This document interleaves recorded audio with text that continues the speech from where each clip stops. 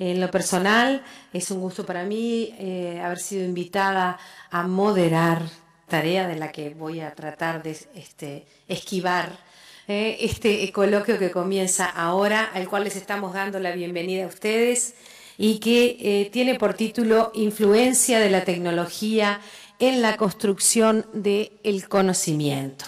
Es un gusto, como les decía, para nosotros no solo estar aquí acompañándolos a ustedes, adelantándoles que en esta dinámica de trabajo el tono no es un tono magistral, justamente la impronta es una impronta coloquial de cercanía, y eso también incluye las preguntas que se puedan hacer desde el público para generar justamente un vínculo bien franco a la hora de preguntar, de tratar de solucionar aquellas dudas que hayan podido quedar, o en todo caso de generar dudas a nuestros invitados del living, cosa que también sería bien interesante. Ya sabemos que el conocimiento se nutre de estos contactos de ida y vuelta, y nos congratulamos entonces de poder protagonizar juntos esta tarde este encuentro aquí. Me voy a permitir presentarles a quienes nos acompañan, pero antes que nada, si me permiten, voy a hacer un salto y voy a viajar bien lejos, porque hace ya rato la tecnología lo ha demostrado que la doctora Begoña Gross está en videoconferencia. Entonces no queremos hacerla esperar más y por lo pronto quiero comenzar presentándola a ella, agradeciéndole su presencia en este encuentro y desde aquí, desde tan al sur, decirle bienvenida. Muchas gracias. Presentarla formalmente diciendo que es doctora en Pedagogía por la Universidad de Barcelona, profesora titular del Departamento de Teoría y Historia de la Educación de la Universidad de Barcelona, especialista en el ámbito del uso de las nuevas tecnologías como herramientas facilitadoras de los procesos de enseñanza y aprendizaje. ¿Dije bien? Muy bien, muy bien. Permítame ahora entonces presentarle a los compañeros de esta instancia, si es tan amable. Seguimos aquí entonces y voy a presentar a la primera invitada aquí a mi derecha. La invitada es maestra, es psicóloga, ha sido coordinadora de la Facultad de Psicología con especialización en el área del discapacitado intelectual del Instituto Magisterial Superior de nuestro país. Tiene posgrados de maestría en psicoanálisis en el Instituto Universitario APU, de la Facultad de Psicoanálisis, con especialización y perfeccionamiento en psicoanálisis de niños y adolescentes. Trabaja en la Facultad de Psicoanálisis del Uruguay, tiene un doctorado en Psicología por la Universidad de Buenos Aires y es profesora titular de Buenos Aires, Argentina, debí decir, profesora titular docente grado 5 en la Facultad de Psicología de la UDELAR. Está con nosotros entonces Alicia Kachinovsky. Muchas gracias, bienvenida.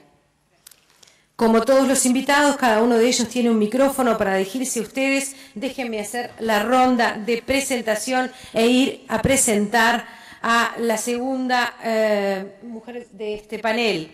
Es María Margarita Loaces, es directora del Instituto de Perfeccionamiento y Estudios Superiores del IPES, institución destinada de manera específica a la formación permanente de los docentes del Sistema Nacional de Educación Pública en Uruguay. También es magíster en educación, egresada de la UCUDAL, profesora de biología, profesora de didáctica especial de las ciencias biológicas, profesora de ciencias de la educación, orientación psicológica egresada del IPA y especializada en administración educacional. Ha sido profesora en educación media y en formación docente y directora del Instituto de Profesores Artigas, IPA.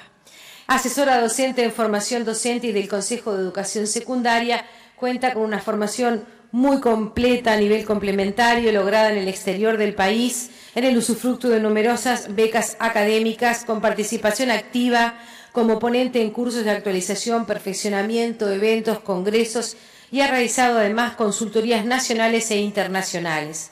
Actualmente es una de las dueñas de casa. Se desempeña como asesora pedagógica del Plan Ceibal. Voy a presentar al doctor Eduardo Mizrahi. Es profesor titular de Biofísica de la Facultad de Ciencias, investigador de primer nivel, grado 5 del PDCIVA, investigador nivel 3 del SNI, doctor en Medicina de la Universidad de la República de Montevideo y obtuvo un DEA en Matemática Aplicada en la Universidad de París. Sus intereses de investigación incluyen la teoría de las redes neuronales y el procesamiento de la información en los sistemas biológicos, y en este marco ha desarrollado un formalismo algebraico para los operadores lógicos inspirado en las representaciones matriciales de las memorias distribuidas. Actualmente su trabajo de investigación está enfocado en los modelos de procesamiento cognitivo del lenguaje. Y ampliando esta mesa y haciéndola bien fuerte en el Mercosur, es que también quiero presentarles a João Queiroz. Es profesor del Instituto de Artes y Diseño del programa de posgraduación y comunicación y del programa de posgraduación profesional en gestión avalado por la educación pública de la Universidad Federal Juiz de Fora. Tiene un postdoctorado en sistemas inteligentes y vida artificial en el Departamento de Computación y Automatización y también en filosofía de la biología y biosemiótica en el Instituto de Biología, la UFBA. Es editor del International Journal of Things and Semiotic Systems y director del grupo de investigación, diríamos nosotros, ellos llaman pesquisa, en ciencia cognitiva y semiótica. Miembro del grupo de investigación, entonces, además es investigador asociado al Institute for Research and Anticipatory Systems de la Universidad de Dallas, en Texas. Sus principales temas de investigación son artefactos y tecnologías cognitivas, sistemas adaptativos complejos, interferencia abductiva y creatividad. ¿Qué les parece? Un panel interesante. Por eso lo eligieron. Nosotros también, a la hora de elegir la hipotética moderación.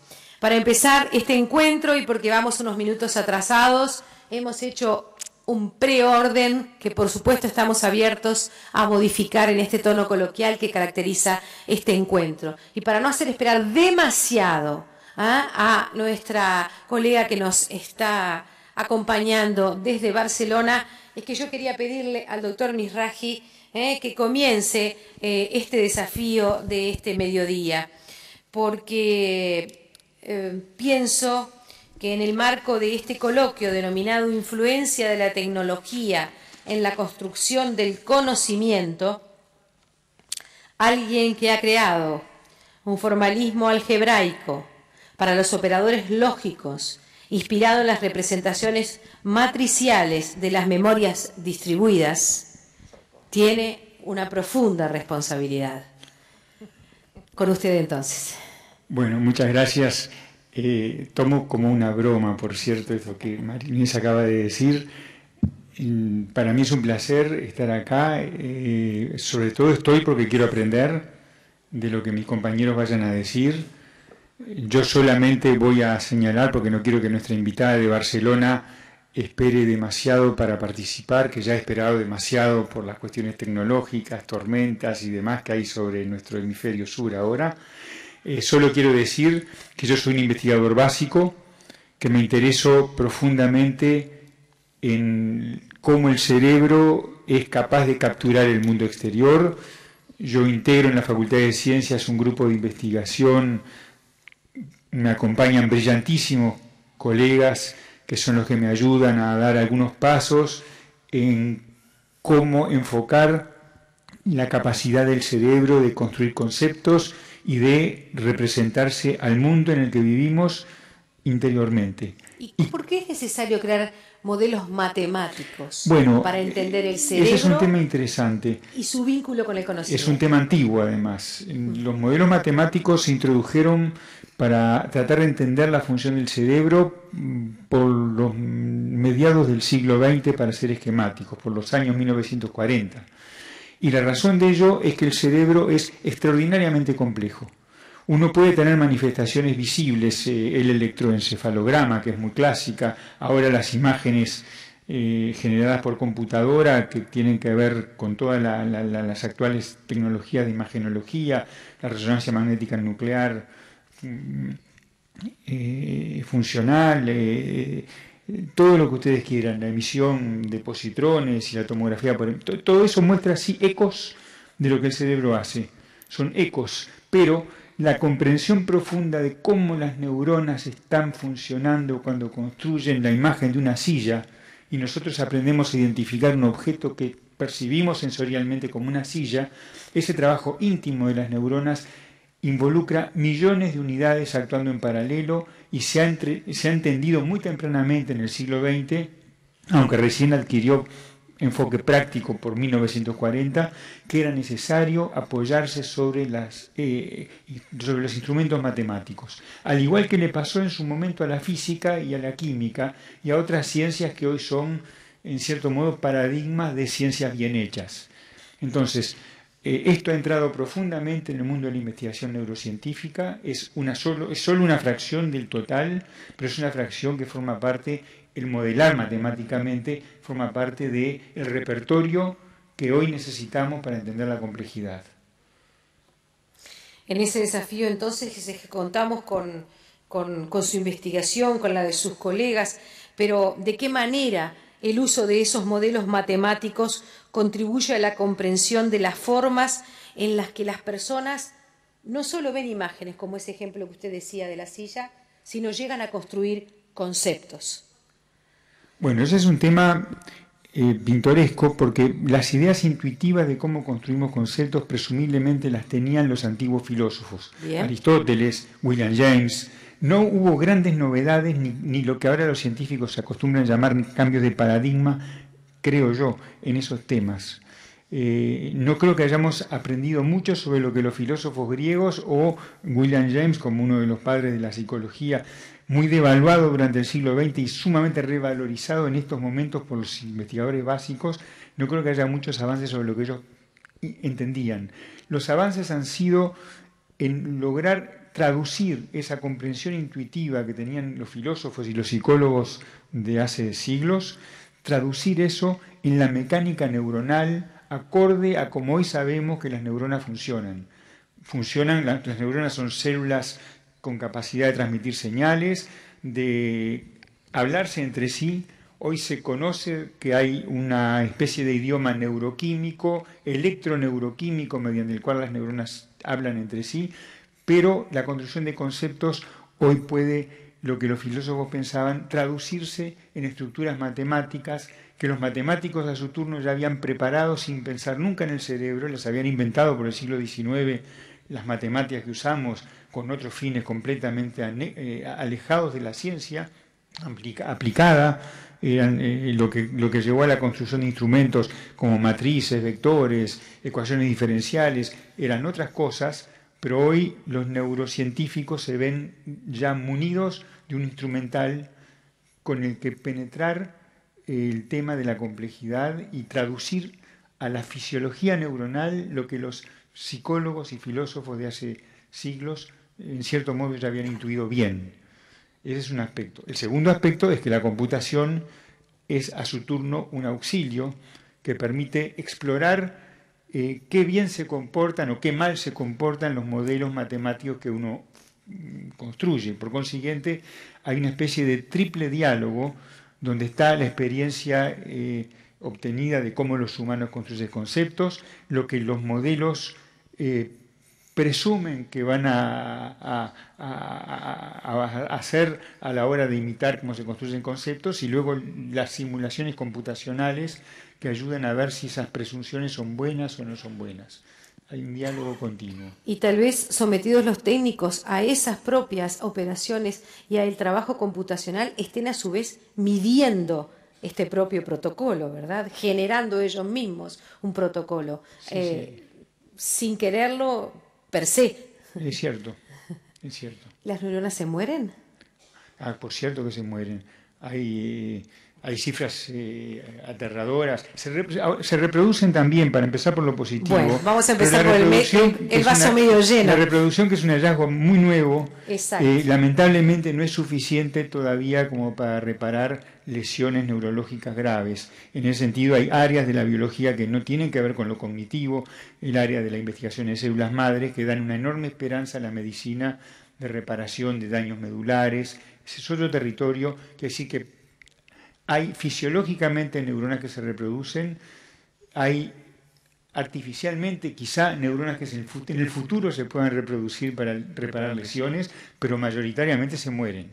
Y se mueren a una tasa de muerte que es espectacular, pero que nunca, francamente, pude ver la confirmación bibliográfica. Se aduce que nosotros perdemos en el orden de miles de neuronas por hora.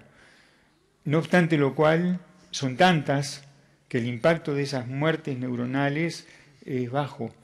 Pero les confieso que yo eso se lo cuento a mis estudiantes y los desafío a que busquen, ahora que tenemos el acceso vía internet a la bibliografía, busquen alguna buena referencia, porque yo no lo he podido encontrar. Es una especie de ¿qué decir?, mito urbano del campo científico, sí, sí. Que perdemos cerca de miles de neuronas por... Hay ciertos datos empíricos, pero no viene al caso explicar acá. Comparación de la densidad neuronal en función de edades, donde hay una clara reducción de la densidad neuronal. No obstante lo cual, personas con esa reducción neuronal pueden tener construcciones geniales en el campo literario, en el campo científico. Un caso que se menciona sistemáticamente es el del cerebro de Pasteur, que sufrió un accidente vascular encefálico por los mediados de su vida y cuya obra genial fue hecha post-accidente vascular encefálico, y cuando se analizó anatómicamente el cerebro de Pasteur, porque se estilaba donar los cerebros de los científicos a los laboratorios anatómicos en aquel entonces, se descubrió que el cerebro de Pasteur estaba sumamente deteriorado y que su obra de genio fue una obra que ocurrió durante ya su cerebro deteriorado. Lo que quiere decir que la pérdida neuronal es superada por la capacidad en ciertos cerebros con suerte de recuperar y de mantener capacidades de aprendizaje, de creatividad, de construcción de nuevos conceptos, etcétera. En aras de la amenidad, vieron que empezamos muy bien, ¿no? Para eso contábamos con el doctor Mizrahi. Me estoy acordando del cerebro de Einstein, que también llegó a estudiarse y nos dejó a todos un tanto desilusionados. Y siguen habiendo resultados. Porque parece que están igual del de cualquiera. Se repartieron rodajitas del cerebro de Einstein por múltiples laboratorios y siguen apareciendo resultados. Hace unos años hubo un número de la revista francesa La Recherche dedicado casi exclusivamente a los nuevos datos sobre la estructura del cerebro de Einstein. Sí, es un tema interesante. Vamos a hacer una pausita aquí y vamos a seguir después construyendo con este panel y con ustedes esta mesa redonda, pero quiero lanzar un cabo a lo largo del Océano Atlántico y conectarme con la doctora que hemos tenido esperando allí, así que no quiero dejar pasar más tiempo para introducir. La doctora Begoña Gross nos estaba escuchando bien, ¿verdad? Sí, muy bien, muy bien. Este desafío en el que en los primeros minutos hemos matado unas cuantas neuronas nos obliga a potenciar el tiempo que nos queda para estar cerca suyo. ¿Estamos hablando de lo mismo aquí en Uruguay que ahí en Barcelona? ¿Perdón? Sí, no le oí. sí, estamos hablando de lo mismo aquí en Uruguay que ahí en Barcelona, sí, cuando hablamos justamente de estas tecnologías y de la influencia de la tecnología en la construcción del conocimiento. Sí, efectivamente. Yo creo que el tipo de discusión o el tipo de planteamientos en este momento son muy similares, yo diría en todos los países occidentales donde el uso de la tecnología está impuesto de una manera muy generalizada desde edades desde la infancia hasta la vejez, porque de hecho el uso de la tecnología se está extendiendo de una manera muy tanto horizontal como verticalmente, ¿no? Y nos ha permitido descubrir que en la vejez hay zonas del cerebro que prácticamente no se habían estado utilizando en los primeros 40 y tantos años de la vida y parecen empezar a desarrollarse después de esa etapa. Bueno, la verdad es que yo no soy experta en temas neuronales, o sea, seguramente el profesor le puede contestar mucho mejor que yo, porque yo sí. Pero sí sirven para pensar en una educación para la tercera edad, por ejemplo, que tenga códigos distintos de lo que sea la formación del niño y del adolescente. Por supuesto. Bueno, yo creo que lo que hay que pensar es en una educación continuada, es decir, en formar a las personas para un aprendizaje continuo, para un aprendizaje a lo largo de la vida, que ese es el reto fundamental. Es decir, aquí hay un cambio sustancial, ¿no? Antes teníamos unos conocimientos fijos, muy establecidos, y sabíamos que en el futuro estos conocimientos iban a ser aplicados. Ahora no, el conocimiento se transforma de una manera muy rápida y por tanto tenemos que focalizar la formación en el aprendizaje fundamentalmente, en la capacidad para aprender a lo largo de toda la vida. Y cuando hablamos de construcción de conocimiento, ¿de qué conocimiento estamos hablando? Bueno, yo creo que cuando hablamos de construcción del conocimiento, y en eso creo que la palabra construcción del conocimiento tiene muchos significados, pero desde el punto de vista socioconstructivista, un poco desde el cual yo fundamentalmente me manejo, ¿no? La idea del conocimiento no es una verdad objetiva, sino que es un conocimiento que se construye de una forma dinámica y a través de la interacción entre las personas y también entre las personas y la tecnología. Por tanto, aquí el medio tecnológico, las tecnologías digitales tienen un papel muy importante a tener en consideración. Y la pedagogía, en este tiempo en el que, por cierto, como una ciencia nueva, ha empezado a generar este vínculo con personas como Mizrahi, de quien usted escuchaba su primera intervención, sí. Se está apoyando hacia fortalecerse, ahí sí, ¿con qué vínculo? Para lograr qué conocimiento. Bueno, aquí hay en el ámbito educativo hay dos, creo que hay dos discursos, podríamos decir hay tres tipos de discurso, ¿no? Hay un discurso en donde realmente el uso de la tecnología se ve como algo que va a solucionar todos los problemas, ¿no? Como un poquito como panacea, ¿no? Bien. Por otro lado hay el discurso que dice, bueno, la tecnología no es lo importante son las metodologías y por tanto lo realmente importante es el enfoque educativo que yo voy a utilizar. Sí. Y yo estoy en el medio, es decir, yo creo que realmente hay una influencia mutua, es decir, que efectivamente la metodología afecta de una manera importante, pero también la tecnología, y la tecnología se nutre de cambios educativos y los cambios educativos de la tecnología. Lo que ocurre es que cuando hablamos de tecnología habría que matizar, es decir, no todas las aplicaciones o no todas las utilizaciones introducen cambios sustanciales en la construcción del conocimiento, ¿eh? Por poner un ejemplo, yo creo que el uso de los procesadores de texto han tenido una influencia muy importante porque no es una herramienta más, no es que yo además de escribir con papel y el bolígrafo ahora escribo con el ordenador, es que ha alterado la escritura, la manera de narrar, las formas de gestión del conocimiento. El uso de Internet ha multiplicado esa difusión del conocimiento y por tanto allí hay una modificación muy importante. Un buen pedagogo reconoce la edad de la persona de acuerdo al informe que le está elevando, por la manera de escribir, por cómo redacta, por cómo diseña su pensamiento y su discurso. Bueno, yo creo que hay el tema de los nativos digitales y los inmigrantes digitales, yo lo cuestiono también un poco, ¿eh? Ya por polemizar. De hecho, hay una metáfora que se está empezando a utilizar para cambiar esta otra metáfora, que es la de residentes y visitantes, que quizás es más apropiada. Es decir, hay quien reside en Internet, reside en la conectividad. Es decir, que fundamentalmente su vida y su manera de producir conocimiento está ya dentro de la red. Y hay quien visita, ¿no?, de forma frecuente o esporádica algunos de los aspectos, pero no construye conocimiento únicamente en la red. Y creo que, y eso es un poco independientemente de edades. Encontramos jóvenes muy poco, es decir, que pueden utilizar la tecnología de una manera instrumental, sin problemas, pero que no necesariamente quieren estar todo el tiempo conectados, ¿no?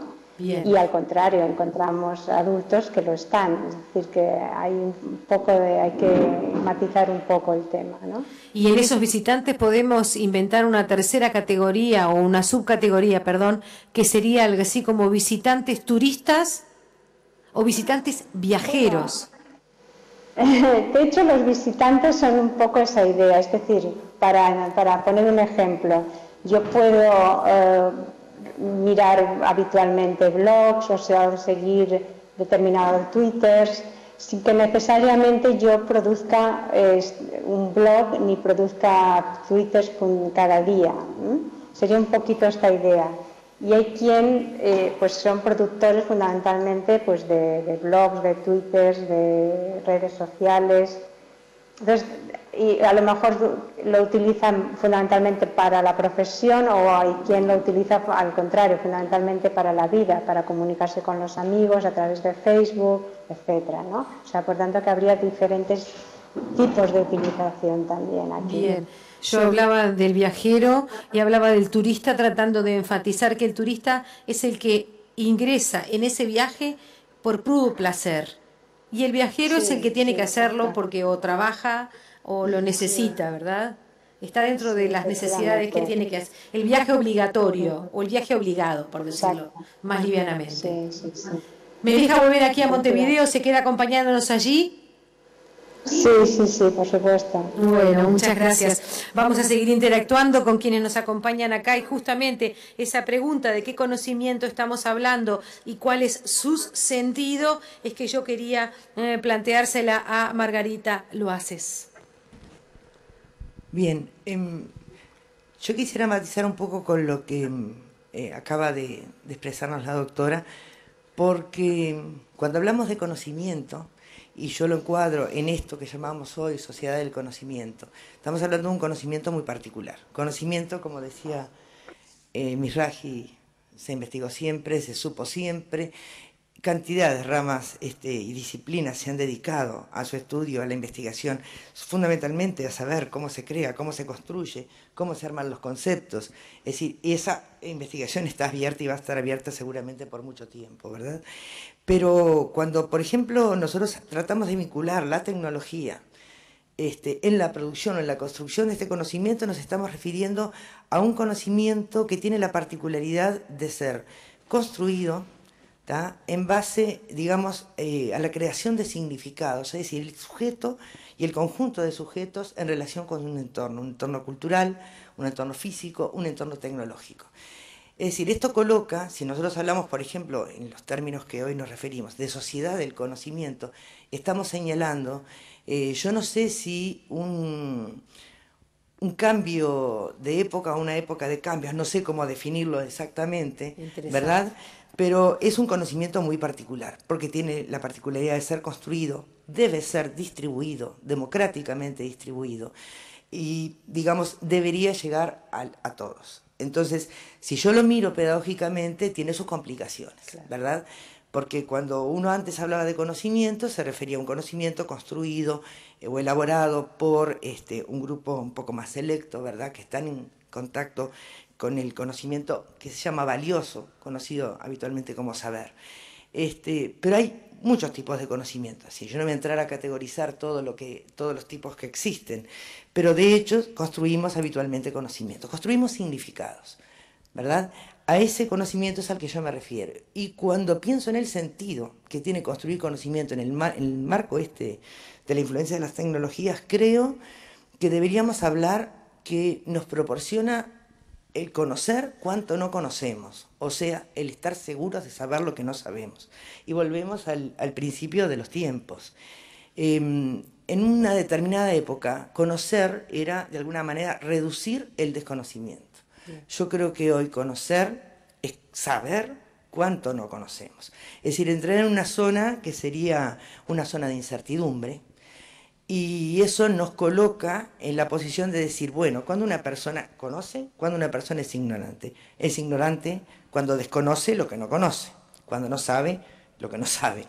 Y una persona está en una zona de incertidumbre, y esto es lo que provoca este tipo de sociedad actualmente, y es el hecho de decir, sé lo que no sé. Entonces, educativamente, pensándolo pedagógicamente, creo que es muy importante, porque el conocimiento que tendríamos que presentarle siempre a los alumnos es un conocimiento que no está acabado, por supuesto, lo demostró el doctor al principio de su intervención, en permanente construcción, pero además es un conocimiento finito, tiene un término, ¿verdad? Y es un conocimiento que también tiene pluralidad de interpretaciones. Pluralidad, perdón. De interpretaciones, de visiones. Hay muchas visiones sobre un mismo objeto. Son de las grandes cosas que hoy, de alguna manera, la tecnología nos facilita. Yo anotaba por aquí, cuando hablábamos de que es casi impensable un mundo académico que no esté interconectado. Hablo, en cierto sentido, de una especie de universidad o mundo académico invisible. Bien. No está en ningún lugar, está deslocalizado, está destemporalizado, no está alineado como estamos pensando siempre en la educación formal. Todos en la misma clase, al mismo tiempo aprendiendo lo mismo. Ya no. Es decir, cuando nosotros pensamos en esos términos, creo que el sentido del conocimiento, de la construcción de ese conocimiento, nos va a hacer variar pedagógicamente. Me quedó como, además de esa revolución que acaba de plantear, no. Me quedó como tranquilizadora la certeza de que el conocimiento es lo que nos va a dar la tranquilidad, la de lo sabido, como daba antes. La de lo no sabido, sobre todo. Y la de lo no sabido, que es la que nos da ahora. Porque si yo pienso en los jóvenes y tratamos de transmitir cosas de la ciencia, claro, lo importante es transmitir, se sabe hasta aquí, pero de aquí para adelante hay un mundo por abrirse, ¿verdad? O sea, de alguna manera abrir la posibilidad a que no todo está hecho, no todo está conocido, y es un poco acabar con los modelos tradicionales. Y simplemente volviendo a tu pregunta, María Inés, al principio, si uno puede darse cuenta, si uno es joven, viejo y demás, creo que no hay edades para ciertas cosas. Las edades se miden en las capacidades de cambio, ¿verdad? Y generaciones como los que estamos acá, algunos un poco más jóvenes que yo, pero de alguna manera es una clara demostración del cambio que hemos tenido que ir haciendo a lo largo de la vida, acompasar este conjunto de cambios, aunque no lo logremos. Es decir, lo importante es verlo, y cuando uno se mete y pasa del nivel de uso de las tecnologías, le pasa a dar sentido, que para mí es lo importante desde el punto de vista pedagógico, el sentido del uso de las tecnologías, no el uso, el sentido que le doy. Es un desafío para la psicología y la pedagogía, el sentido, ¿verdad? Y eso que yo planteaba recién, que quizás usted lo pueda retomar, el valor que puede llegar a tener una certeza, que parece que está en cuestión. Bueno, primero voy a aclarar, claro, desde qué punto de vista voy a hablar yo, porque sin duda que el problema del conocimiento es un problema complejo, compuesto por distintas dimensiones, que da cuenta de la integración de esta mesa. Podría ser una integración aún bastante más plural, pero ya hay suficiente variedad. Lo importante es poder encontrar entre esas distintas dimensiones los puentes que ya están creados y crear puentes nuevos de intercambio, ¿no? Ese es el primer aspecto. Yo me ubico dentro de todas esas dimensiones, trabajo con una, también compleja en sí misma, que es el tema de la subjetividad. El problema de la construcción del conocimiento desde el punto de vista de la subjetividad, en eso me apuraría a responder que los seres humanos siempre estamos en búsqueda de certezas y que nos angustia mucho no tenerlas, y por eso nos aferramos a veces a ideas viejas o ideas nuevas, pero que, claro, justamente la ciencia se crea a partir de la pregunta, a partir de, como planteaba la profesora Margarita, lo haces a partir de lo que no sabemos, ¿no? No sé si contesto en parte esto que sobre el problema de la certeza. Ahora, yendo un poco más sobre el tema de esto de la subjetividad, en realidad lo que a mí me interesa y lo que a mí me ha llevado a investigar sobre el plan Ceibal, aunque en este momento preciso no es el tema en que estoy trabajando, tiene que ver con la posición subjetiva del sujeto en relación con el conocimiento, en relación con las tecnologías en particular, y cómo esto determina apetencias y rechazos hacia el conocimiento, hacia quienes los transmiten o no lo transmiten, y cómo de alguna manera determina las trayectorias y los proyectos educativos. ¿Rechazos? Sí, claro que los hay, sí los habrá.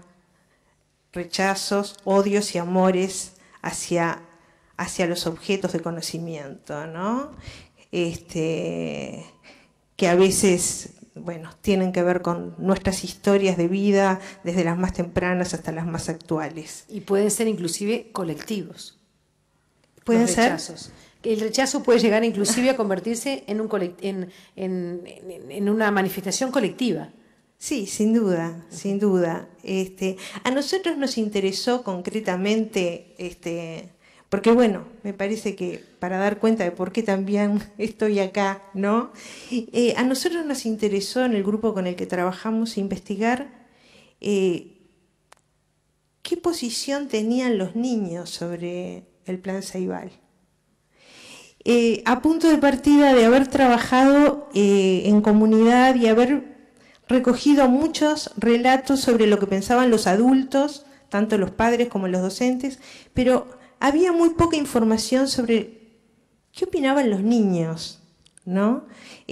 Lo que nosotros empezamos a llamar nuestros informantes descalificados, ¿no? A los que no se les pregunta. Hablamos mucho los docentes, los maestros, los periodistas, los políticos, pero los niños, los jóvenes, les preguntamos. Esto nos genera un problema porque es muy difícil trabajar, sobre todo en edades escolares, con entrevistas tipo cuestionario, ¿no? Y entonces, bueno, necesitamos apelar a otro tipo de metodología de investigación desarrollamos una investigación en 4 escuelas del Uruguay, 2 de Montevideo, 2 del interior, de distintos contextos. Y hubo 2, y tuvimos que crear una técnica psicológica para poder indagar indirectamente algunos aspectos, es decir, para no recibir respuestas políticamente correctas de los niños, ¿no? Sobre todo cuando están formuladas por adultos. Entonces nos inspiramos en algunas técnicas ya existentes que ya tienen un nivel de validación importante y creamos una técnica que le llamamos el tic-tat, que está inspirada en el TAT, que es una técnica muy conocida entre los psicólogos. El tic-tat consiste en 6 láminas en las cuales aparecen figuras difusas, se pueden reconocer computadoras, XO, otras que queda la duda, y les pedíamos que nos hicieran cuentos sobre estas láminas que aparecían. Bueno, para abreviar, hubo 2 lo que podríamos llamar 2 categorías emergentes a partir de estas historias que tenían que ver con algunos prejuicios del mundo adulto, tanto de padres como de docentes, y que yo les he sintetizado en tecnología versus vínculo, por un lado, y juego versus aprendizaje, por otro. ¿No? Esto de que, es decir, la gran crítica que recogíamos en cuanto a la computadora y esto de llevársela a la casa es que los niños lo único que hacen es jugar. Vaya si será importante jugar, pero yo no voy a hablar de esto. Pero, por ejemplo, en 60 relatos de los que dispusimos, en este momento no tengo en la cabeza el porcentaje, pero fue mínimo aquellas respuestas donde la tecnología aparecía sin ninguna vinculación con lo escolar. Como en los relatos aparecía un antes y un después de la ceibalita. Y por otro lado, como una lámina donde aparecía un niño solo con una XO, era la lámina más rechazada, porque parte de la técnica es preguntarles cuál le gusta más, cuál le gusta menos. Y las respuestas de por qué era rechazada es porque el niño está solo, está aburrido, no está con nadie. Es decir, son dos antinomias falaces, ¿no? Esto de estas dos oposiciones que yo las traigo porque son oposiciones que aparecen incluso en el discurso académico, y me parece bueno en esta apretada síntesis transmitir cómo los niños tiraron por tierra estos dos supuestos. Me queda saber las edades de los grupos con los que trabajaron. Quinto año de escuela. ¿Sí? ¿Y alguna otra seña de contexto? Contexto y contextos distintos. Bien. O pusimos, sí, tomamos tanto en Montevideo como en interior contextos opuestos. Lo que aparecía como otro dato interesante es que en realidad el interior, tantas veces postergado, parecería en este estudio que no tiene una representatividad estadística, es un estudio cualitativo en 4 escuelas, ¿no? Digo, bien, que tiene que estar aclarado. Pero aparecía el interior como mucho más beneficiado por el plan Ceibal que Montevideo. Como que los niños manejaban más actividades de la XO, sacaban mayor provecho y aparecía un clima de bienestar y de alegría en torno a lo que consistía la XO, mucho mayor en el interior que en la capital.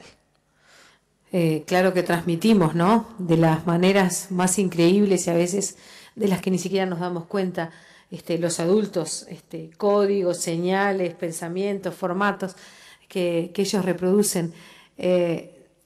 Somos un bicho especialmente contradictorio. Sin duda. Especialmente a la hora de dar señales. Pero también en eso nos tiene que ayudar mucho la ciencia, porque quizás podamos aprender por dónde van esos caminos a la hora de satisfacernos o de tranquilizarnos quizás en esa contradicción. Voy a pedirle a Jo Queiroz que nos dé una mano, porque su área primaria de investigación, semiótica cognitiva, está relacionada con la educación, y él nos adelanta que tiene resultados recientes en esta área.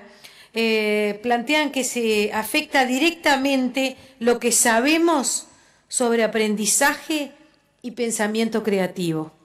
Le podemos pedir por lo menos uno o dos ejemplos. Sí, claro. Eu não vou tentar falar em portunhol porque penso que é ridículo. Então, me permitam falar em português. Bien. Despacito. Antes de mais nada, obrigado à organização do evento pela oportunidade incrível de estar aqui. Eu gostaria, antes de responder diretamente a questão, Sim. fazer um breve sumário, resumo, de uma discussão que vem sendo travada, que acontece nos últimos 20 anos, ao menos, e que tem relação direta com a sua pergunta. Em ciência cognitiva, até pelo menos o final dos anos 80, o chamado modelo padrão, ou paradigma dominante, era o chamado cognitivismo, mentalismo ou internalismo. Os norte-americanos, gostavam de chamar isso de GOFI, que é uma sigla para Good Old-Fashioned Artificial Intelligence. De modo muito grosseiramente resumido, essa doutrina em ciência cognitiva afirma, e havia fortes evidências empíricas de que podia estar correta, que isso que nós chamamos de processo mental ou cognição é o produto direto da transformação de certas estruturas, que são entidades, nós chamamos de representação, entidades representacionais, em outras estruturas. Muitos chamam isso de cognitive sandwich. Na verdade, a mente é um sanduíche Sim. que está entre input e output, ou entre a percepção e a ação. Mais recentemente, há cerca de 20 anos, e eu vou dar um salto para não falar do chamado conexionismo, acontece uma forte desenvolvimento numa área ligada a diversas disciplinas que atuam nesse pool de ciências que constituem as ciências cognitivas e que atendem hoje pelo nome de Situated Cognitive Science, que insistem em afirmar que isso que nós chamamos do sanduíche cognitivo, do cognitive sandwich, é apenas um stop point metodológico, é uma parada metodológica arbitrária de um complexo ou de um processo de interação muito mais complexo, que envolve a mente, ou o cérebro, e certos recursos, o corpo, e certos recursos que estão disponibilizados fora da mente, ou fora do corpo. Eu venho trabalhando há alguns anos com grupos que estão particularmente interessados em entender como estes recursos modificam de modo muito dramático aquilo que nós chamamos de processos mentais, ou aquilo que nós chamamos de cognição, que, afinal de contas, produz isso que a mesa está tão interessada em discutir, que é conhecimento. Então, não sei se eu fui claro.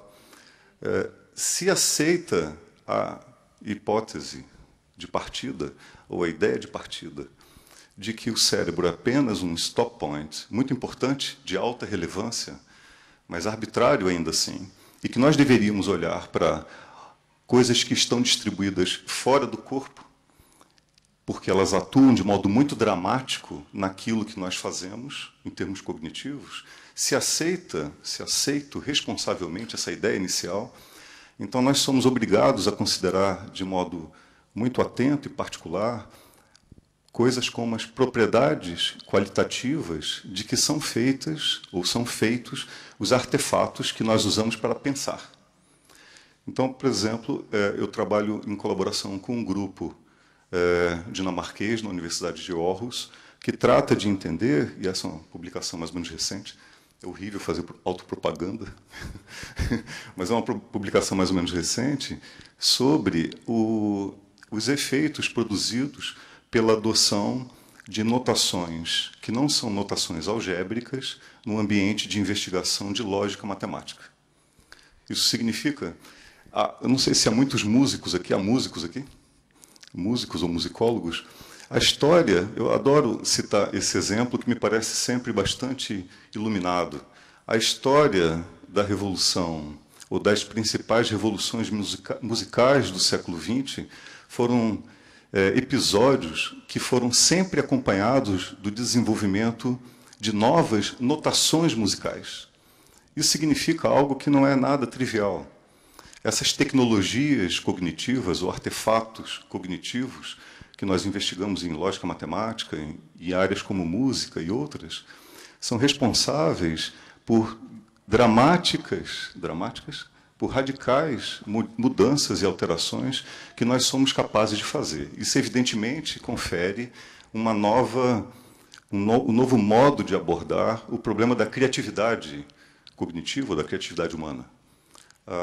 E um pouco, para terminar, para nós discutirmos um pouco, se aceito responsavelmente essa ideia inicial, nós somos obrigados rapidamente a aceitar que existe um personagem que eu digo isso no Brasil, mas a minha provocação é agora aqui, em Montevidéu, que raramente é trazido ao palco ou ao cenário para participar das discussões, que é o designer de interfaces, ou o designer de interação. No ambiente educacional, os americanos gostam de chamar o design instrucional, né? Instructional design. Quer dizer, é o sujeito que lida com a propriedade mais superficial daquilo de que os objetos com os quais quem aprende é obrigado a interagir diretamente é obrigado a enfrentar. E eu me refiro aqui a propriedades superficiais, propriedades sensoriamente sensíveis, ou sensíveis em termos perceptuais. Porque, certamente, elas alteram o modo como aquilo que nós chamamos de processo cognitivo tem lugar. Respondi?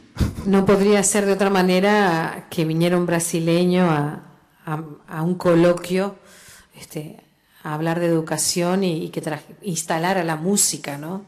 Ellos que hasta tuvieron un ministro de Educación y Cultura, o de un ministro de Cultura, no sé si de Educación, músico nada menos, ¿no? Entonces, claro, con esos desafíos nosotros todavía tenemos que generar nuestro propio aprendizaje, también a la hora de la sensibilidad. Espero que haya sido clara la ponencia, porque le dio el tiempo suficiente para que y trajo el material además.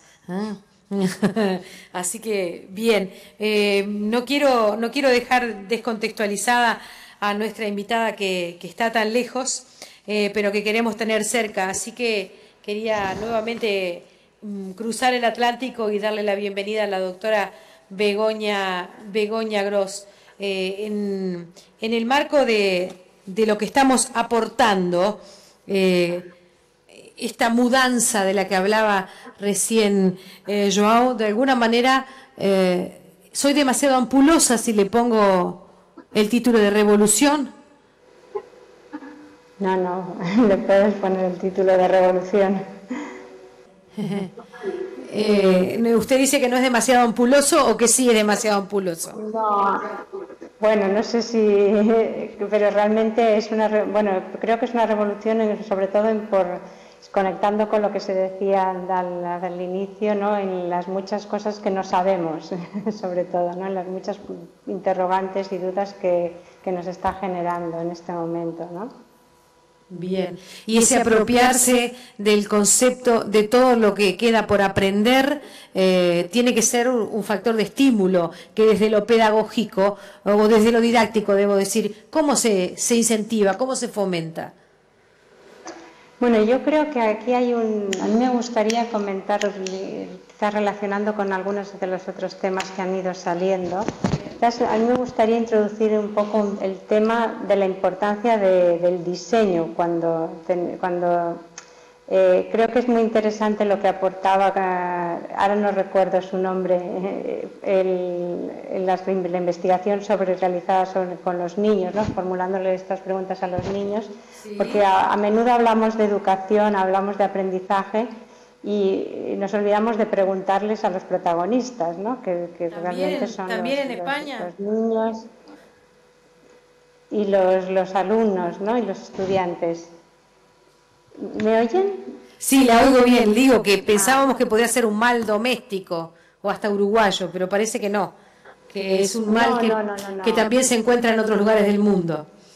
Efectivamente, creo que es un mal de la investigación en donde normalmente formulamos las preguntas desde el punto de vista del investigador o del profesor, del adulto básicamente, ¿no? Y suponemos cosas que les pasan a los niños, ¿no? Sin muchas veces preguntar directamente a ellos, ¿no? De todas maneras, en este contexto hay un aspecto y relacionado con el tema del conocimiento que creo que es importante y quizás uno de los retos mayores en este momento, que es precisamente la cantidad de fuentes y recursos diferentes que tenemos para construir conocimiento. Bien. Es decir, ya no es únicamente que el conocimiento se construya de una manera dinámica y con unos niveles de incertidumbre importantes, sino que las fuentes y la diversidad es muy amplia y el conocimiento no se construye únicamente en las cuatro paredes del aula, sino que se construye fuera del aula, en el ámbito familiar, en el ámbito social, en la conectividad. Y creo que eso es uno de los retos más importantes, sobre todo para los profesionales del mundo educativo, porque esa división que hacíamos tradicionalmente entre el conocimiento escolar y formal y el conocimiento no formal se va rompiendo y va cayendo, es decir, una conceptualización ya puramente teórica, ¿no? La realidad es realmente esa diferenciación no se da. Y aquí creo que eso es un gran reto desde el punto de vista educativo, cómo realmente establecer esas conexiones entre la cantidad de recursos y espacios, yo diría recursos y espacios sociales, espacios virtuales, espacios de interacción, espacios de información, y todo este aspecto es cada vez más amplio, es decir, las conexiones cada vez se van ampliando, ¿no? Bien, y en ese caso ese desafío sería también a ver, el conocimiento profundo, el concreto o en todo caso el válido para el docente, pero pensándolo desde el lado del alumno o del educando, ¿usted puede llegar a reconocer o acepta la caracterización de que hay también, gracias a las tecnologías, acceso a un conocimiento que pueda considerarse espurio? Sí, por supuesto. Es decir, el conocimiento, o sea, desde el conocimiento más puramente académico, formalizado, hasta el conocimiento mucho más difuso, mucho más espontáneo, mucho más... no hemos hablado de la construcción, de cómo se construye ese conocimiento, desde el punto de vista de la colaboración o de la interacción entre iguales o entre grupos heterogéneos, ¿no? Pero creo que ese es un aspecto también importante y característico de nuestra sociedad actual. Es decir, de hecho, en la investigación, por ejemplo, creo que es un reflejo de lo que está pasando a nivel... Antes se hablaba de investigaciones desde el punto de vista médico, y las investigaciones médicas no se hacen en solitario, se hacen en grupos, se hacen en colaboración, y todo el conocimiento aparece a través de... es el resultado realmente de toda una serie de redes personales y sociales, ¿no? Bien, ¿tienen ustedes alguna pregunta para la doctora Begoña? Para poder también interactuar ustedes, Estamos abiertos a generar ese juego. Yo, tratando de respetar un cierto orden, que no es necesario hacerlo, pero que me parece prudente, quería volver con el doctor Mizrahi y plantearle de qué forma puede él plantearnos que interactúen la neuromodelización y el desarrollo de la informática. Perdón, la última parte. ¿De qué forma podemos plantear que interactúen, que convivan o en todo caso, justamente que interactúen la neuromodelización y el desarrollo de la informática? Bueno, la informática es... Volviendo a la XO... Sí, la informática... del tic-tac. Y de modo un poco paradojal, voy a empezar por una cosa un tanto indirecta y muy breve. Yo creo que efectivamente estamos en una era en que la informática está cambiando nuestra vida de una manera extraordinaria e irreversible. No nos vamos a poder despojar de la informática, cualquiera sea la edad en que tengamos interacción social. Por consiguiente, bienvenido todo lo que ocurre en la informática, salvo que lo que creo que hoy no podemos prever es qué será la informática dentro de pocos meses o dentro del año que viene, o eso sí no lo podemos prever. Nosotros que estamos construyendo un futuro para el 30, no. La informática tiene su dinámica intrínseca, y las cosas que han pasado en nuestro periodo de vida reciente nos han mostrado que es completamente inesperado, es lo que acaece en informática. Entonces, cuando hablemos de informática o de computadoras, pensemos en instrumentos que hoy son los que son, pero que mañana serán quién sabe qué. Los sistemas touch que están ahora apareciendo van a ser mañana sistemas holográficos y van a ser quién sabe qué, que a la vez van a retroalimentar formas de construcciones conceptuales que no podemos hoy anticipar. Ese es un aspecto.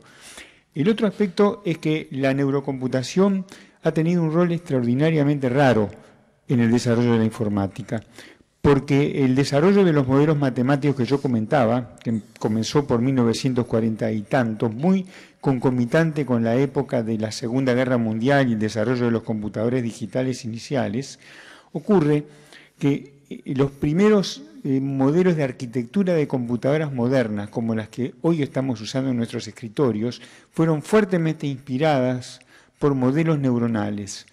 Y ocurre que todo a lo largo del desarrollo de la modelización de cómo el cerebro trabaja, empezaron a aparecer como colaterales aportes a la informática, por un lado en la era de la inteligencia artificial, que mencionaba yo, la época preconexionista, por otra parte en la luego llamada época conexionista, donde los modelos de inteligencia artificial, digamos, jugadores de ajedrez o de damas programados con programas tradicionales se sustituyeron por modelos de redes de neuronas que hacían cosas. Eso cambió los enfoques de computación y se generaron programas y procedimientos e incluso software y hardware, programas y maquinarias inspiradas en los modelos neurales, que ya tienen de suyo hoy su espacio en el campo de la ingeniería. Los ingenieros son grandes desarrolladores de las consecuencias de los modelos que a veces se llaman neuromiméticos, que intentan mimetizar, simular, reproducir lo que hace el sistema nervioso. Pero la paradoja es que las colaterales tecnológicas hacia la informática de las teorías biológicas han sido muy fuertes, aunque las teorías biológicas todavía no son fuertes. Es un caso raro, es distinto de la tradición de la física, donde la física fue primero fuerte y luego esa física fuerte consiguió, en cierto modo, inspirar la construcción de tecnologías, el transistor, las tecnologías basadas en la física cuántica, preasumieron la física fuerte. En biología está pasando raro, distinto. Las teorías del cerebro no son todavía muy fuertes, pero sí son fuertes inspiradoras de tecnologías. Entonces, ya desde el año 43, la primera arquitectura de CPUs creada por un científico llamado von Neumann, hay una cierta argumentación sólida basada en la bibliografía de que él fue muy inspirado en los primeros modelos de redes neuronales publicados en comienzos de la década de 1940. Y así es toda la historia de nuestra área. Una extraña inspiración sobre la tecnología, a la vez que los investigadores del cerebro siguen su ruta utilizando, por cierto, la tecnología. ¿Y hay una manera de ver ese tema desde el sur? ¿O estoy generando una falsa diferencia, por ejemplo, con la propuesta de Barcelona? Yo no creo que haya diferencia en este mundo tan conectado. Lo que sí hay diferencias es en historias. Nosotros somos países que estamos muy a la saga en casi todos los territorios de investigación, excepto unos pocos. En algunos temas siempre los científicos sacamos a luz la fisiología obstétrica, donde la obra del profesor Caldeiro Barcia fue mundialmente innovadora y ocurrió acá, o la obra del profesor Macera en sistemas dinámicos y ciertas teorías matemáticas ocurrieron acá. Hay muy pocas excepciones, me refiero a Uruguay, por cierto, no a América Latina, bien, donde cada país tiene también sus ejemplos similares. Pero relativamente a otros países, nuestra ciencia está recién ahora comenzando a dar pasos relativamente fuertes. Pero desde el punto de vista eso en cuanto a los avances que cada país puede imputarse a modo de haberes. Pero en cuanto a los conocimientos científicos, hoy la conectividad nos hace a todos socios. Y merced a la maravilla que es la Internet, se ha roto la asimetría de acceso a la información que teníamos antaño. Y en esta sociedad lo haces. ¿Qué papel juega la educación y sobre todo las instituciones educativas? ¿Verdad? Bien. No, usted sigue, Mirra, que si quiere. Perdón, no le entendí. Ahora sí. Lo tengo yo. Bueno. Porque ahí parece ser el foro, ¿verdad? Sí, debería jugar un papel absolutamente central. Yo comparto con la doctora Gross el hecho de que no son solo las instituciones educativas formales las que educan, ¿verdad? Ni las que ayudan a construir conocimiento. Eso es una creencia y eso no es de ahora, eso fue siempre. No solo se aprende entre las cuatro paredes del aula, se aprende en todos lados, ¿verdad? Pero aparentemente este tipo de institución tiene esa responsabilidad. Desarrollar los aprendizajes, desarrollar el aprendizaje formal, algún tipo de conocimiento que está aparentemente plasmado en los currículum, planes de estudios, etc. Ahora, a la educación le compete una enorme responsabilidad, pero no solo a la educación. Bien. Ahora, si yo pienso en la educación, exclusivamente en la educación, me quedo en el terreno educativo, tiene que sufrir todavía, a mi gusto, varios cambios. Tiene que aceptar algunas cosas como que va a ser necesario generar nuevas competencias, es decir, nosotros tendremos que ser capaces de gestionar el conocimiento. Con esto me estoy refiriendo a que es tan abundante, tan exuberante la información a la que somos sometidos o entramos, digamos, a través de Internet, que hay que aprender, por ejemplo, entre otras cosas, a seleccionarlo. Hay que aprender a discriminar de manera inteligente qué es lo que sirve y qué es lo que no sirve. Y hay que ser lo suficientemente creativos como para poner en duda aquella cosa que aparece siempre como certeza. Esto, dicho así, parece sencillo. No lo es. pero tampoco es nuevo, porque esto siempre se hizo.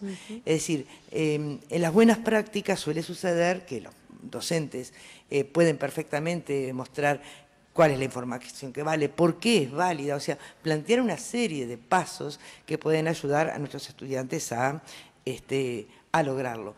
Ahora, nosotros necesitamos o estamos necesitando, y yo como docente lo digo, de una renovación importante, porque tenemos que vernos como trabajadores del conocimiento, tenemos que asumirnos como personas capaces de generar entornos de aprendizaje y sobre todo, y yo vuelvo al sentido que van a tener las tecnologías de la información en la educación, los valores que a través de ellas vamos a transmitir, porque no son neutras, porque es importante que esto lo sepan.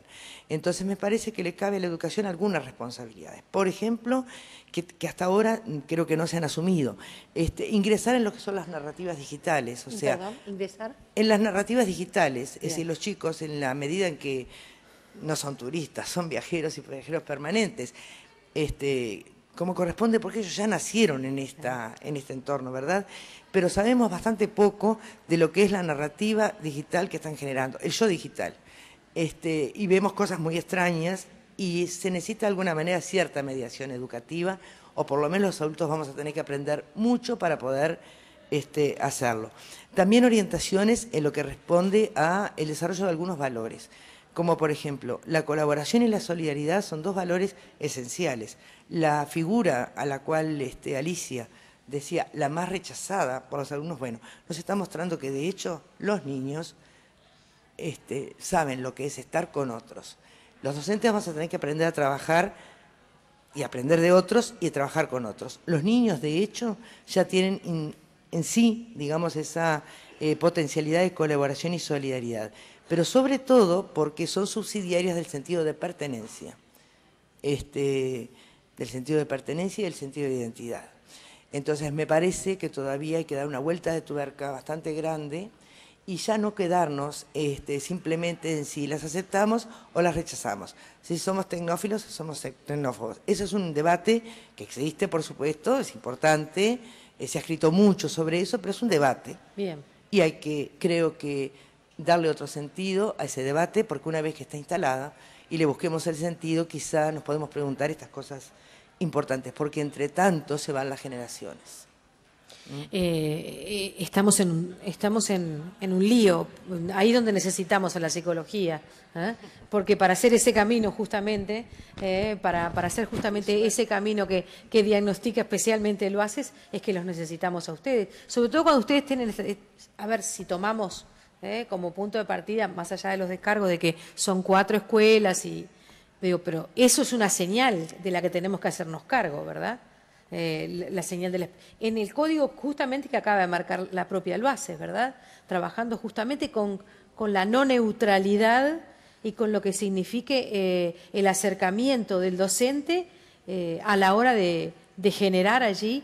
Me pareció bien interesante eso de que ellos saben lo que es trabajar en conjunto y eso está de alguna manera subsidiaria con la idea de pertenencia, que también está bien lejos de eso que ustedes encontraban, que algunos adultos dejaban como tecnología y, bueno, aislamiento, por llamarlo de alguna manera.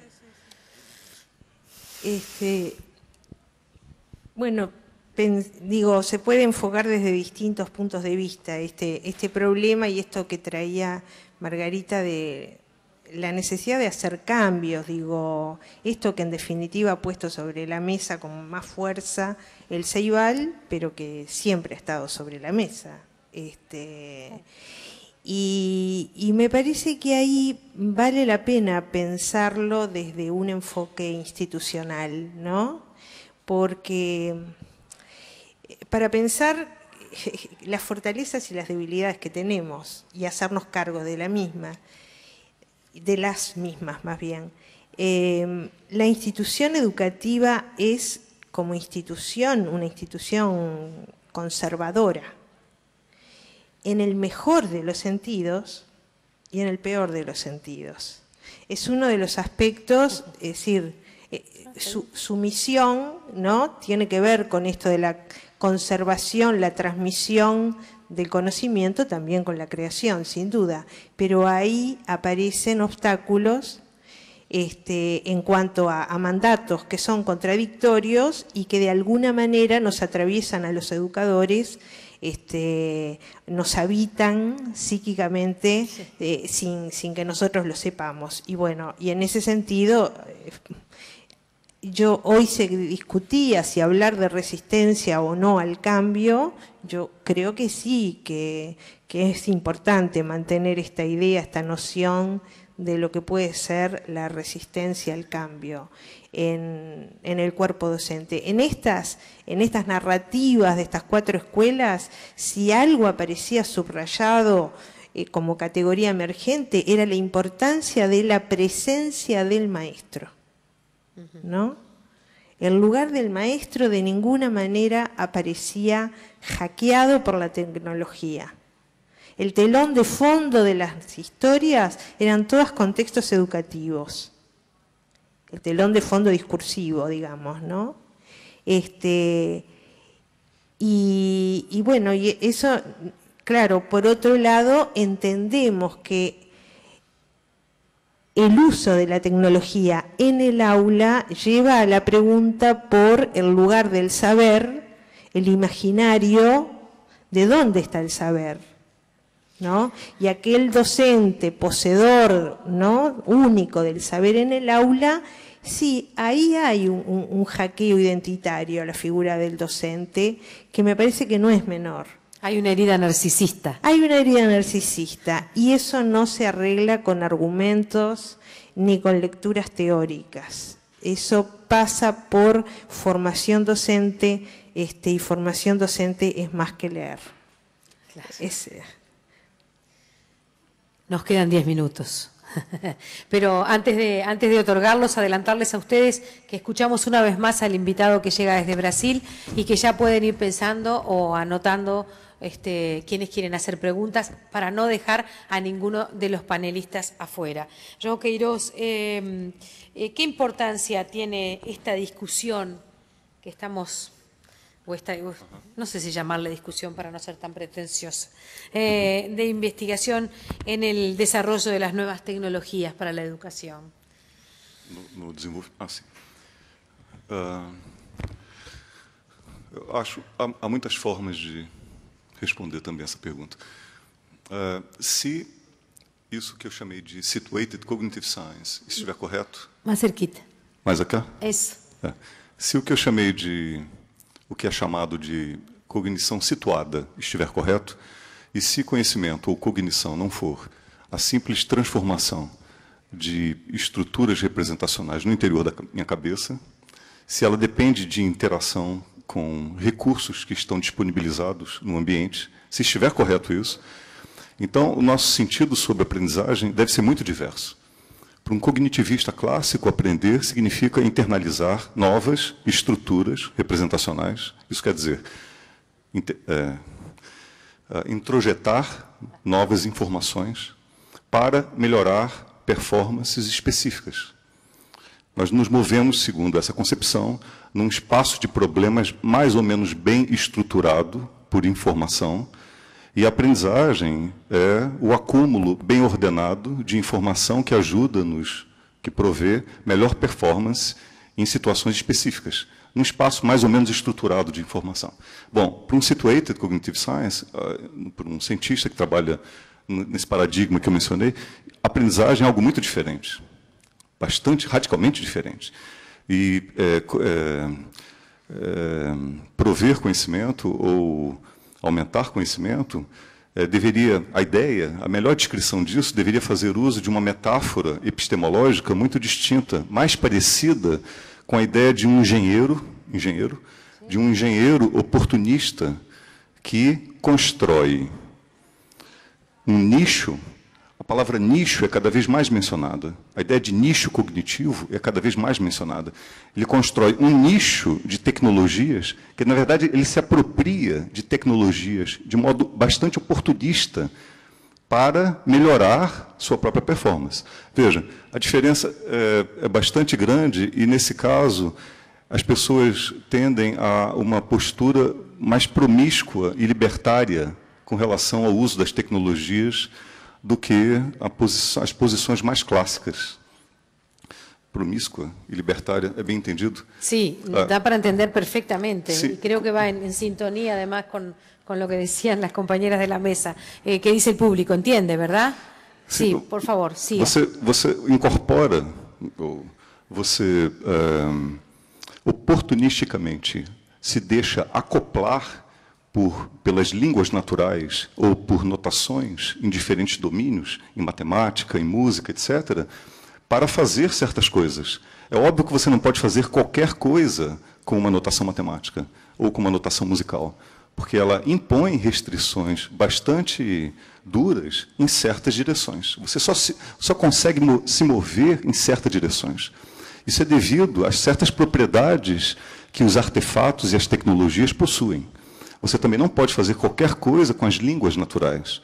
É óbvio, você pode fazer, se tiver treinamento formal, você pode ser um Mário Ribeiro ou Haroldo de Campos, um poeta paulistano. Se você não tiver educação formal, você pode ser um pajador, os pajadores, ou fazer repente em língua portuguesa, como são tantos os casos. Todos são usos muito criativos de uma tecnologia que está facilmente disponibilizada quando nós abrimos os olhos e começamos a travar contato direto com elas. Nesse sentido, e para terminar, eu tendo sempre uma posição, eu acho que todos aqui mais ou menos conhecem a dicotomia que Humberto Eco estabeleceu há mais de 30 anos sobre o uso das tecnologias, né? Que são os apocalípticos de um lado, os integrados do outro. Eu acho que não há mais apocalípticos. ¿Y del otro lado? ¿Cómo? ¿Y del otro lado los apocalípticos? Apocalípticos versus integrados. Integrados. Sim. Os apocalípticos, os mais pessimistas, os integrados, aqueles mais otimistas. Embora não haja muito mais espaço para os apocalípticos, eu acho que ainda há os ambientes são naturalmente resistentes às modificações e mudanças. Ambientes tão nutridos quanto, por exemplo, a academia científica, nutrido por novidades, também são bastante resistentes à introdução de novos modelos, de novas teorias, de novos artefatos de descobertas, etc. Eu me perdi, me desculpem. Eu estava falando... Sim, exato. Então, essa posição mais que eu tendo a chamar de promíscua e libertária com relação ao uso oportunista das tecnologias e artefatos para construção de um nicho ou de um entorno que ajuda-nos a fazer coisas com essas tecnologias. Por exemplo, o computador trata-se de na verdade, uma meta-máquina ou meta-artefato capaz de produzir novos artefatos e que lhe permite fazer antecipação de eventos, controle de eventos, inferências complexas, analogias sutis, etc., etc., etc. Muito curiosamente, nós insistimos para mencionar uma outra dicotomia, em falar muito demoradamente sobre os chamados conteúdos digitais, mas raramente mencionamos as chamadas formas digitais. Aquilo de que são feitas os artefatos, quer dizer, as qualidades materiais e propriedades mais superficiais de que são feitas essas coisas que nós chamamos artefatos.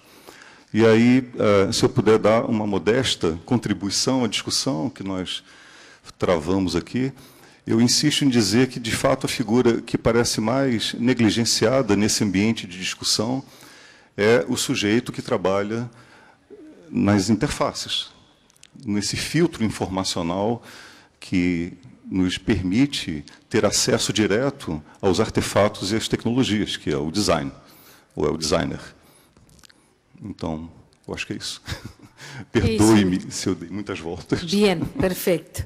Bien, el tiempo que nos queda queremos dedicárselo a vehiculizar las consultas que ustedes tengan, si es que tienen alguna, y para cualquiera de los integrantes del coloquio.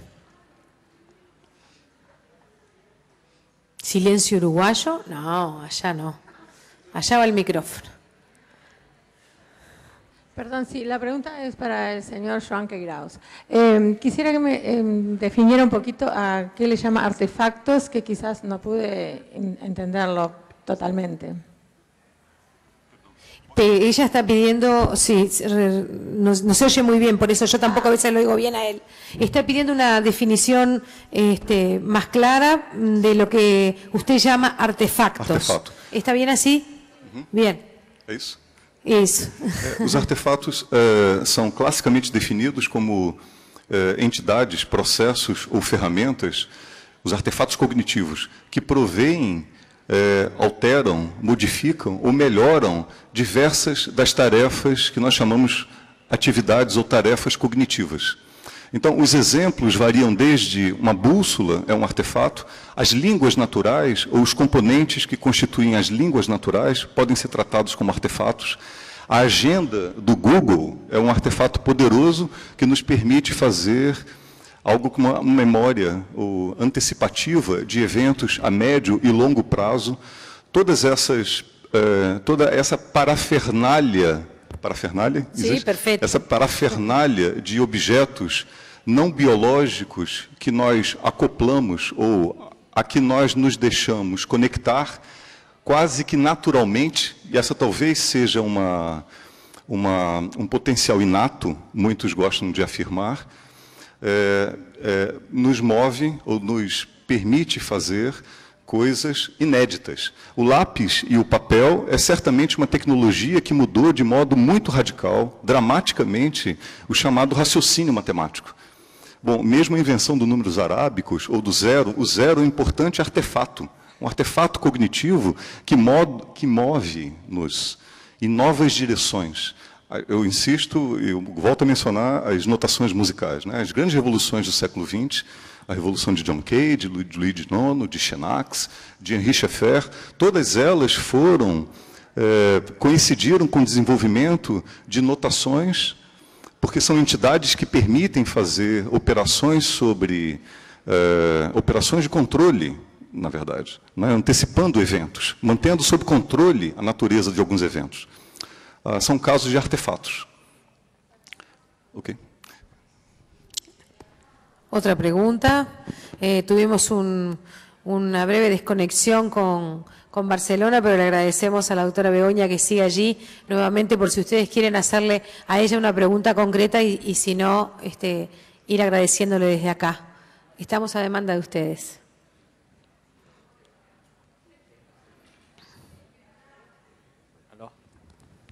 ¿Aló? Sí, lo escuchamos. Preguntarle cuáles son las tecnologías que se prevén que se empiezan a usar en educación en el futuro y cómo ellas piensan que van a incidir en esta construcción de conocimiento. Estamos hablando unos 5 años más, una cosa por el estilo. ¿Estamos hablando con la doctora Begoña? ¿A quién la pregunta dirige? Sí, a ella, a ella. A ella, perfectamente. ¿Escuchó bien, doctora, o quiere que volvamos a retomar el tema? No sé si usted nos escucha con corrección. Sí, les escucho bien, sobre el futuro de las tecnologías, ¿no? Exacto. Bueno, esa es una pregunta casi imposible de responder. Es decir, el tipo de tecnologías que se van a utilizar dentro de 5 o 10 años es complejo, pero sí que existen algunos estudios, algunos informes en los cuales también he participado, que intentamos analizar un poco hacia dónde va la tecnología en este sentido. Y quizás podría destacar algunos aspectos en relación al tipo de, más que concretar específicamente programas o sistemas, tendencias. Y la tendencia, por ejemplo, cada vez más es a lo que se llamaría sistemas adaptativos más inteligentes, es decir, sistemas que no solo nos faciliten información, sino que nos ayuden, un poco lo que comentaba la profesora antes. Uno de los problemas que hay no solo es encontrar información, sino seleccionarla. Y se está trabajando bastante en sistemas que ayuden a esos procesos de selección de la información en función, pues, de las necesidades o en función de los intereses. También a sistemas de aprendizaje que de alguna manera incorporan, relacionan lo que serían los objetos materiales con los objetos virtuales, todo lo que hace referencia a lo que llamamos realidad aumentada, que puede tener unos aspectos bastante interesantes en el mundo de la educación y de la formación. Y desde luego todo lo que hace referencia a tecnologías de apoyo a procesos de colaboración. No me refiero únicamente desde el punto de vista de la comunicación tipo Facebook, ¿no?, sino de comunicación como apoyo o soporte a procesos de construcción colaborativa de conocimiento. Y finalmente, otro aspecto también muy prometedor, se ha hablado antes de los juegos, ¿no?, todo lo que hace referencia al uso de los videojuegos, juegos digitales en el ámbito educativo. No me oigo yo misma, no me oigo muy bien, creo que no sé si se está oyendo bien la conexión. Sí, nosotros le estamos escuchando muy bien, la conexión está perfecta, de cualquier manera hay cierta reverberación a la hora de sintonizar bien sus palabras, pero creo que han sido muy claras. ¿Hay alguna repregunta en sala para la doctora Begoña Gross? Bien, entonces me voy a permitir agradecerle su participación en este encuentro, saludarla desde acá en nombre de todos estos panelistas y de los asistentes en sala, agradecerle, como le decía, su participación y preguntarle si quiere agregar algo más para proyectar este vínculo y hacerlo, permanente con este auditorio. Bueno, no, simplemente agradecerles mucho el poder estar desde la distancia. Me hubiera encantado estar allí, pero por motivos de trabajo era complicado asistir, pero agradezco mucho la oportunidad que he tenido de compartir, aunque sea desde lejos, de la discusión tan interesante. Muchas gracias. Gracias a ustedes. Saludamos entonces desde Montevideo a la doctora en Pedagogía por la Universidad de Barcelona, profesora titular del Departamento de Teoría y Historia de la Educación de la Universidad de Barcelona, especialista en el ámbito del uso de las nuevas tecnologías como herramientas facilitadoras de los procesos de enseñanza-aprendizaje. Doctora Begoña Gross Salvat, muchas gracias. A vosotros, muchas gracias.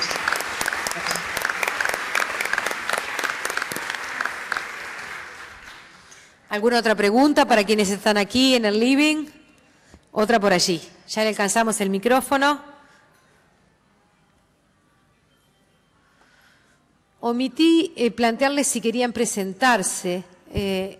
Quizás estuve omisa, pido las disculpas del caso, pero estamos a tiempo de enmendar el error. Bueno, mi nombre es Álvaro, formo parte del equipo de desarrollo comunitario de Plan Ceibal. Quería hacer una pregunta en realidad a todos los panelistas, no particularmente a alguno de ellos. Nosotros estamos en la educación preparando para el futuro y un poco un concepto también que preguntaba hoy el compañero por aquí adelante.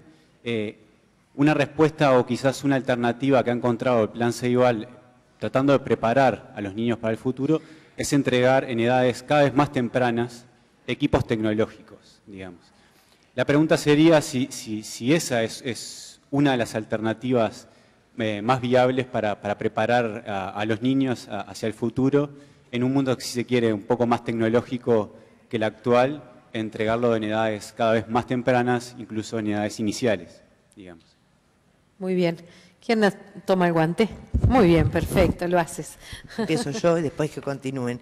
Creo que la idea de entregar a edades cada vez más tempranas se hace siempre en el marco de los contextos educativos.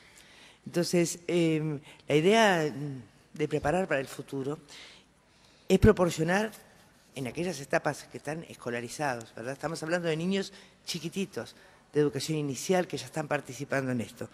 Es simplemente empezar, digamos, a integrar la tecnología, en particular todo lo que tiene que ver con lo que le entrega el Plan Ceibal, desde el vamos, desde el principio, porque la tecnología no es ajena para muchos de los niños, a estos niños que nacieron en esta época, no es ajena.